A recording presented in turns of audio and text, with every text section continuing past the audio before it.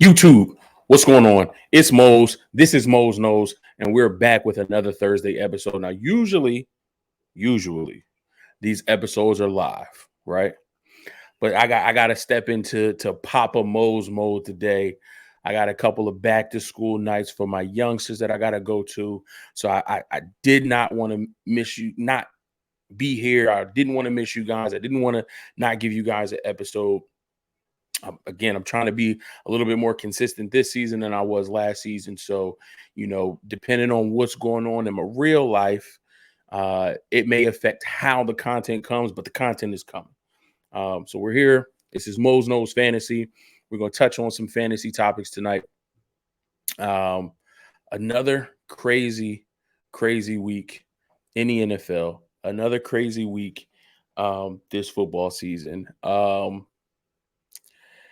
We might as well just start here. In my primary fantasy league, I'm 0-2. What sucks is I am second in the league in scoring at 284 points, 284 and some change. Second in the league in scoring. I scored the second most points in week 1 and lost to PG. I scored the second most points in week 2. And because porn star Trey got a huge day from Stephon Diggs, a huge day from Aaron Jones, and he had the Buccaneers defense, scored 177 points, most in the league, week 2, I lose again.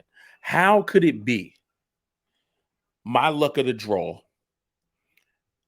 in weeks 1 and 2, I go against the person who scores the most points in fantasy that week? How? If I played anybody else week 1 and week 2, I'd be 2-0 right now because I scored the second most points both weeks. So, that's good. My team is looking really, really good. Josh Allen's going Josh Allen. I got a huge week from Jalen Waddle, Austin Eckler, Breece Hall. I'm getting solid performances. Jerry Jeudy let me down. And I thought I might have won this game if I started Drake London, because Drake London is on my bench. He put up 24.9, I think, or something like that for me in fantasy. But 141 plus 24, that's only 165. Still would have lost. But the points are there. I'm scoring. I'm just going up against people who are scoring more than me. And the point is to score more points than your opponent. And I'm not doing that. But my team is looking really solid. I'm averaging 142 points after 2 weeks. Again, second most points in weeks 1 and weeks 2. I'm excited about my team. So we'll keep you guys updated on that progress as we go along. As we do here at Mose Knows, we got to take a look at the top fantasy performers. Fantasy has been really, really fun this year because guys are performing and they're putting up numbers. So let's take a look at some of the top fantasy performers this week. Let me jump right into this. Let's go with the quarterbacks first. Lamar Jackson. What a game between the Ravens and the Dolphins. At first, it looked like it wasn't going to be a game. At first, it looked like, oh, this is about to be a blowout. I believe, what did I say on Tuesday? I think the score was like, what was it, 28-3 or 28-10 or so? It was something astronomical at halftime. And then going to the fourth quarter, the Dolphins were down 21 points. They was down a skunk, and they were able to come back and win that game. But Lamar Jackson, 42.62 points in fantasy, 21 of 29. He was efficient throwing the ball, 318 yards, 3 touchdowns, no interceptions. And we know he's a threat with his legs. 9 carries, 119 yards, and a touchdown. 4 total touchdowns for Lamar Jackson. He had a phenomenal game. You might hear a little baby crying. I don't know what's going on with the youngest Mose in the house. Lord have mercy. She's downstairs with her mother, so I don't have to check and see if she's okay. She's just crying. Give me 1 second, guys. Let me mute this for a second. All right. Praise God.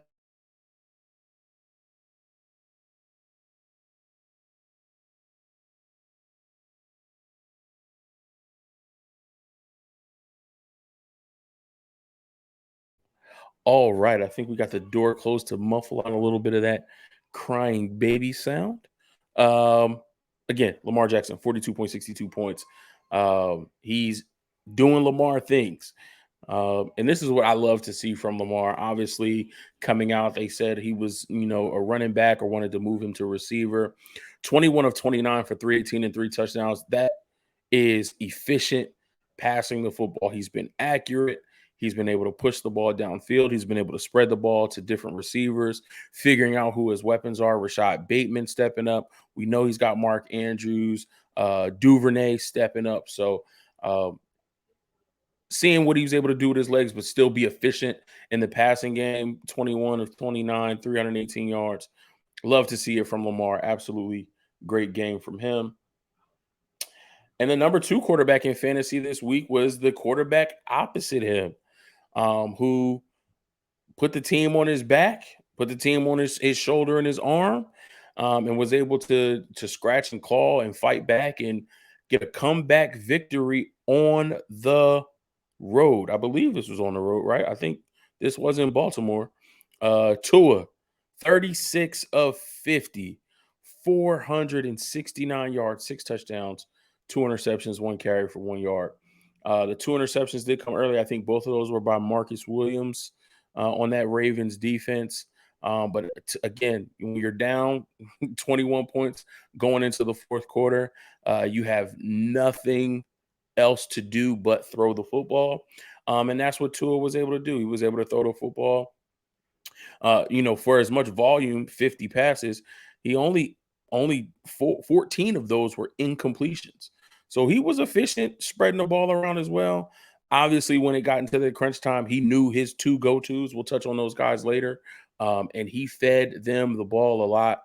But 469 yards, six touchdowns, 38.86 fantasy points this week for Tua Tagovailoa. What a strong week for that young man. Moving over to the running backs, Nick Chubb, also in a game that was in hand, and then in the fourth quarter, it was not in hand. Browns lose in comeback fashion by the hands of the Jets.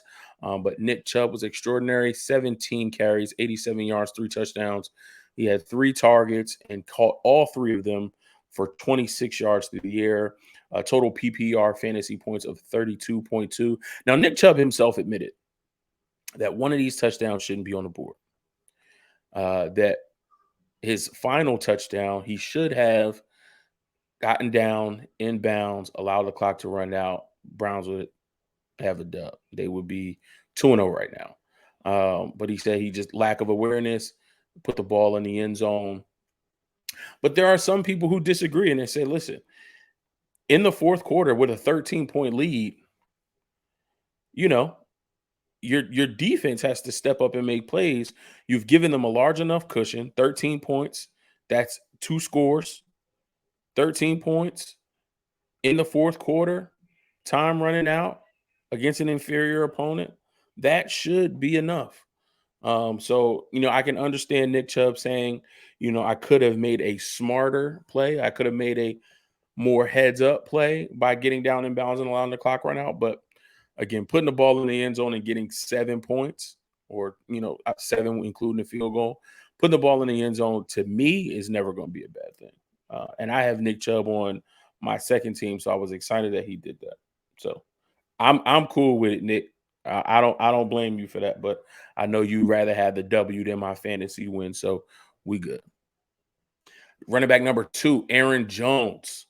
He always seems to feast against this Bears team.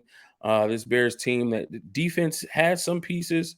I love the Roquan Smiths and the Eddie Jacksons and the Robert Quinns, but when Aaron Jones sees this team, he seems to go off. 32 PPR fantasy points this week, 15 carries for 132 yards and a touchdown. Again, he got 3 targets, same as Nick Chubb, caught all 3 of his for 38 yards and a touchdown. Aaron Jones, when he's hot, he is hot. And again, he always seems to have great fantasy days against the Chicago Bears. Moving on to the wide receivers. To me, there wasn't a tight end that stood out. We had Travis Kelce, from week 1 who scored 26 points, 26 and some change, I believe. There wasn't a tight end that got in that 20 range. I think the highest tight end this week was Darren Waller with about 17 fantasy points. So this week I didn't go with a tight end. You'll see what I did. I'm pretty sure if you guys are following football and following fantasy, you know where I'm going with this. But we got 3 receivers this week, starting with the cream of the crop, top dog this week. Stephon Diggs had an absolute monster day against the Tennessee Titans on Monday night. He was part of the reason why I lost. 15 targets, 12 catches, 148 yards, and 3 touchdowns. I love Stephon Diggs. I'm a big fan of Stephon Diggs. Stephon Diggs is one of my favorite receivers in the league right now.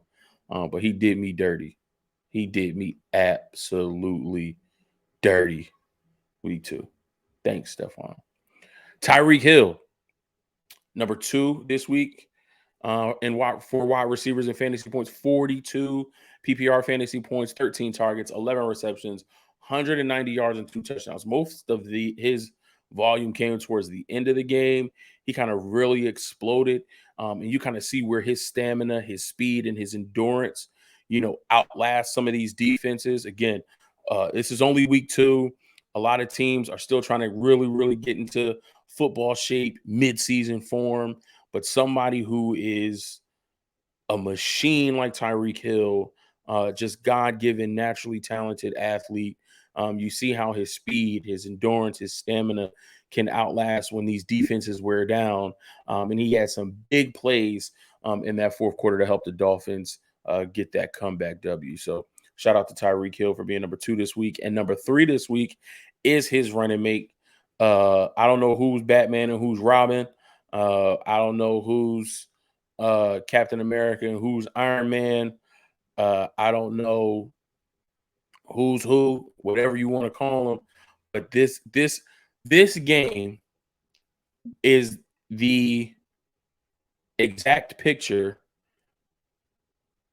that everyone was trying to paint when this duo was put together. When the Dolphins made the trade for Tyreek Hill, and you brought Tyreek Hill in and paired him with Jalen Waddle, this is what we thought. Now, are we going to get this every week? Absolutely not. Tyreek had 13 targets. Jalen Waddle had 19 targets. Between the two of them, 32 targets. Both had 11 receptions, 22 receptions, 190 and 171. That's 361 receiving yards and 4 touchdowns. We're not going to get this every week. But this is the epitome of what we thought we were going to get with these two. There may be games where Tua has to air it out. Can he do it? He proved that he can do it. The wide receivers proved that they're up to the task and that they can catch these passes, get these yards, get in the end zone. Jalen Waddle, 19 targets, 11 receptions, 171 yards, 2 touchdowns, 40.1 PPR fantasy points this week. Absolutely monster game from the two of them. You're not going to see something like this every week.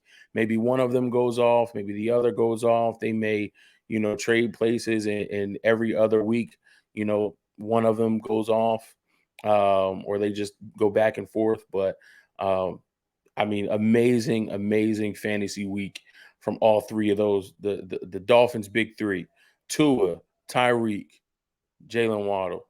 Absolutely amazing.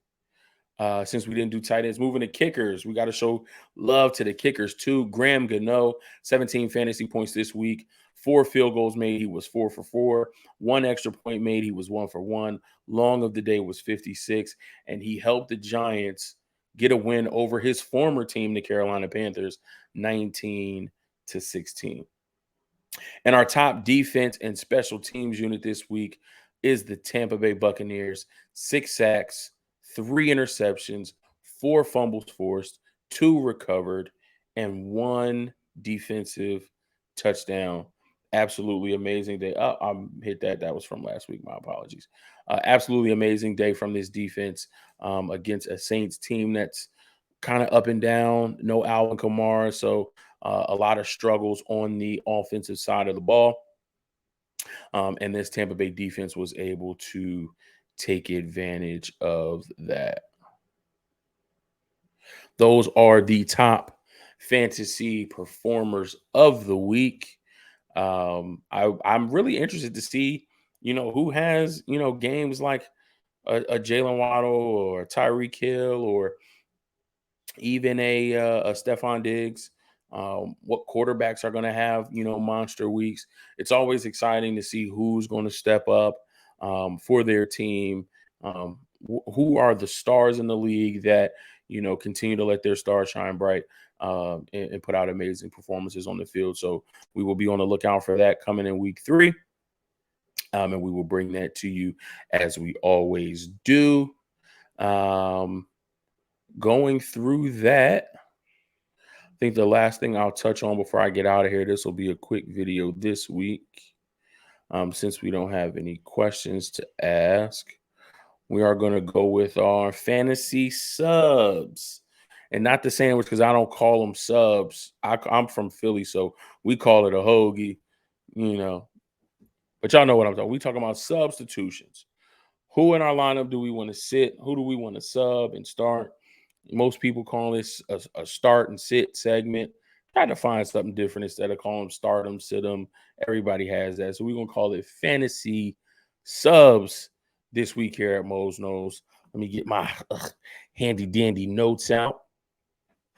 Okay, I'm going to go with the sits first. Since this is fantasy subs. Who do we want to take out? Okay. From the quarterback position. And let me come back over here. Yeah, okay. Here we go. Let me get my matchups up. Because a lot of this is going to be based on matchup, right? So who do we want to sit? Jacksonville got to go to Los Angeles to face the Chargers. Khalil Mack, Joey Bosa, Derwin James, Sante Samuel Jr., J.C. Jackson, Kenneth Murray. I can go on and on. This defense is lit. He had a good week 2 against the Colts, division opponent. Jaguars usually play well against the Colts. He bounced back from a rocky, a so-so week 1. It ain't it. So if you have Trevor Lawrence, if for whatever reason you have Trevor Lawrence in your starting lineup, maybe an injury to your starting quarterback, maybe you focused on other positions in your fantasy draft and quarterback just wasn't one that you were high on. You figure, let me get some dynamite running backs, some dynamite wide receivers, a great tight end. I'll see, whatever I can get at the quarterback position. If that is your situation and Trevor Lawrence is your starting quarterback, tell him to have a seat. Tell him to sit on down. Also, Tua. He had a great week. I think Buffalo's going to put that film on, and they're going to make sure that they don't allow him to do the same thing that Baltimore did. Now, there could be the argument that, hey, Baltimore is rolling right now. Buffalo is rolling right now. Like steamrolling everybody they play. It's only been 2 weeks in, but they hurting everybody. Buffalo is going to be up a lot. Tua's going to have to throw a lot like he did against Baltimore. That could lead to fantasy points. It could. But I think with the film, Buffalo is going to make the necessary adjustments to not allow Tyreek Hill and Jalen Waddle to do what they did at the tail end of that game. So my legit is Lawrence. If you have a better option than Tua going up against Buffalo's defense, I would sit Tua as well. Running back position, Javonte Williams, Denver. I know they at home, but this Denver offense has been struggling. New quarterback, new head coach, new offensive coordinator, trying to figure some things out. It just hasn't clicked. It hasn't gelled yet. And they're going up against a 49ers defense that's, I believe, number 1 in the league against the run right now. My defense is coming to play. Up the middle, we're healthy. Javon Kinlaw, Eric Armstead. On the outsides, we're healthy. Our linebacker core, I'm biased, but it's the best linebacker core in the league.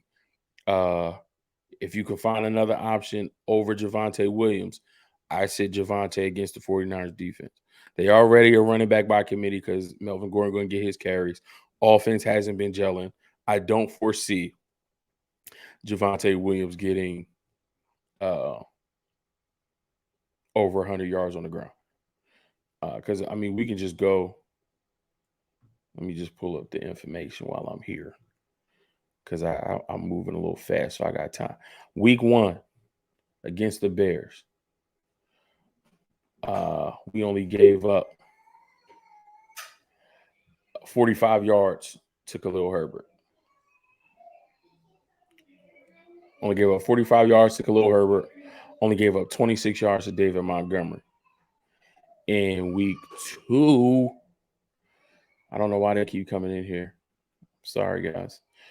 In week 2, we only gave up 15 yards to Rashad Penny and 10 yards to Kenneth Walker. We held the Seahawks to 14 carries and 36 yards. So I would say Javonte Williams. That's just me. Wide receiver. I'm looking to sit Carolina wide receivers. And I mean, I'm looking on ESPN right now as I'm going just through my matchups, and they got a headline predicting week 3 upsets, which coach could get fired first, and next steps for Jimmy G. But in the which coach could get fired first, there's a picture of Matt Rule. Whatever mojo he thought he had, he don't have. Carolina has looked pedestrian weeks 1 and 2. I think week 1, everybody was hyped up. Baker was hyped up. They were trying to get the win for Baker. They just couldn't get it done. Week 2, they looked inept against the Giants. So Robbie Anderson, I'm tempted also to sit DJ Moore. I think one of the things Mike Evans did was kind of woke up Marshawn Lattimore, so he looked like he's playing with a little bit of chip, playing a little bit angry. He's not going to let anybody come in and try to disrespect him. They already lost a division game against the Buccaneers. I don't think the Saints want to lose 2 division games in a row. So I'm sitting Robbie Anderson. DJ Moore as a starter. Maybe if you don't have a better option, you have to start him. But I wouldn't expect a lot from these Carolina receivers. And then tight end, I am going to sit Mike Gesicki. I think you can find better options out there. And again, I believe this Buffalo defense is going to find ways to eliminate Tua's options. Now, you could say maybe they focus on the outside threats in Hill and Waddle, and maybe that leaves Gesicki open. But I think Buffalo's linebackers, Tremaine Edmonds, Matt Milano, I think they'll do a really, really good job at limiting the tight end over the middle. So I'm sitting Mike Gesicki this week against that Buffalo defense. They're playing too well. Defense, special teams. Just look for the matchups. Most of the top defenses, your Chiefs, your Bills, your Ravens, your Eagles, Saints, Niners, Buccaneers. Those teams are already claimed. They're already on rosters and probably starting for folks. Maybe you can get away with the Chicago Bears defense going up against Houston. Maybe you can get away with Minnesota's defense going up against Detroit. Cincinnati going up against the Jets. Maybe. And Atlanta's defense going up against Seattle. If you needed a substitution, if you needed to find somebody to slot in there. But for the starts from the quarterback position, I'm going Marcus Mariota. Again, this is matchup based against the Seattle Seahawks. Yes, it is on the road, but I think in weeks 1 and week 2, Mariota has shown that he's able to matriculate this offense downfield and score points. Week 1, they almost had a W and allowed the Saints to come back. Week 2, they were able to fight and claw, but they were going against the defending Super Bowl champions in the Rams. But he's shown that he's got early chemistry with Drake. London. Drake Jackson is on my team. Early chemistry with wide receiver Drake London. Cordero Patterson is always in the fold in the mix as well. And Kyle Pitts is there. So I think they have the weapons that can take advantage of some of the deficiencies in this Seattle Seahawks defense. So I'm going Marcus Mariota. You also may be looking to start Justin Fields at home against the Houston Texans. Houston Texans defense is a little bit improved, but not that much. I think Justin Fields will be able to run the ball himself. Hopefully, they can get their running game on track, and I can see Darnell Mooney playing a big factor in this game as well. They also have Cole Kmet. I don't really trust the Texans linebackers like that. So another good option to start this week could be Justin Fields. On the flip side, Chicago Bears aren't a very good run defense right now. So any chance that Houston has to win this game, they have to run the ball and control the clock. I think Dameon Pierce can have a really good game against the Chicago defense.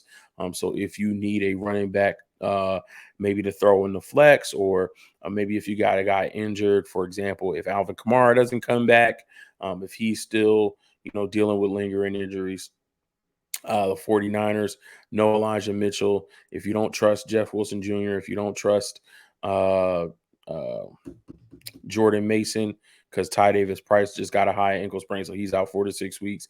If you don't trust Jeff Wilson Jr. or Jordan Mason, then I would go Dameon Pierce from the Houston Texans against the Chicago Bears defense. At wide receiver, I'm going Noah Brown from the Cowboys going up against the New York Giants. Giants defense has been playing well, but I think Noah Brown has built some chemistry with Cooper Rush from last week's game, and I think they carry that into the Monday night divisional matchup. So if you need a wide receiver for flex, I'm looking at Noah Brown right now. He should be available in most leagues. I know he was available in mine, and I picked him up. And then lastly, at tight end, I'm going Tyler Higbee from the Rams, and that's simply because Tyler Higbee has the most favorable matchup through 2 weeks. The Arizona Cardinals have given up the most fantasy points to tight ends. Now, granted, in week 1, they faced Travis Kelce, and in week 2, they faced Darren Waller. So they faced some pretty good tight ends through the first 2 weeks. However, they're going up against a Ram team that's a division opponent that's going to study film on them, and that's going to see that tight ends were able to get open and help move the ball down the field, help move the chains. So the Cardinals are currently 32nd, ranked 32nd. That's last in the league in fantasy points per game given up to tight ends, and they're last in fantasy points given up to tight ends in the red zone. So Tyler Higbee has a favorable matchup, division opponent. Arizona giving up a lot of points to tight ends. So if you need a tight end to start, you want to throw a tight end in your starting spot. Maybe you want to throw a tight end in your flex for whatever reason. You got a guy injured. You don't trust the guy that you have. Maybe you focused on other positions, and tight end is week to week for you. I think this is a good week to start Tyler Higbee from the Rams against a favorable matchup in the Cardinals. That's going to do it for fantasy subs. That's going to do it for Mose Knows Fantasy week 2 headed into week 3. Love and appreciate you guys for tuning in. Again, I'm sorry this week is not a live show, but again, Papa Mo's got to do Papa Mo's things. So if this is your first time here at Mose Knows, thank you so much for your time and attention. I greatly appreciate it. Do me a favor, hit a like on this video. Give me that thumbs up. It helps me curate the content better for you. I know what you like and what you don't like. Drop a comment below this video. I love interacting with all of you guys. I love the comments that you send in. If you have any questions before Thursday night's matchup, or if you have any questions for me on Friday or Saturday, if you're trying to decide what you should do with your fantasy lineup and you just need a little bit of advice or somebody to just kind of talk it through to see if you're on the right track, throw a comment below this video. I'll take a look at those comments and respond to each and every one of them, and then subscribe.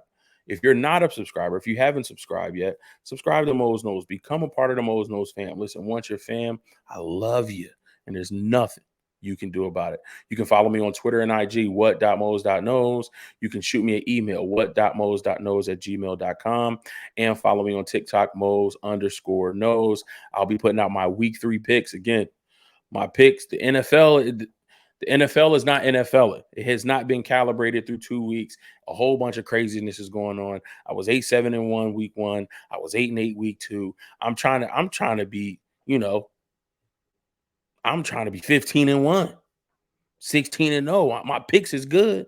The teams just the teams that ain't supposed to be winning, not winning. And the teams that's supposed to lose, not losing. I picked Baltimore. Miami comes back. I picked the Browns. The Jets come back. What? All of these comebacks. Cowboys lose Dak. They want to beat the Bengals. Bengals 0-2. What is happening, man? What is happening? So hopefully my picks this week show me a little bit of love. But that'll be coming out later tonight on TikTok. It'll probably be right at the beginning, somewhere in the first quarter of the Steelers Browns game. I hope I get a little bit of excitement in that game, because that game seemed like it might be kind of boring. We got 2 good Thursday nights to start the season off, and although this is a division game, I'm not feeling too sporty about this one. But again, love and appreciate all of you, and until next time, peace.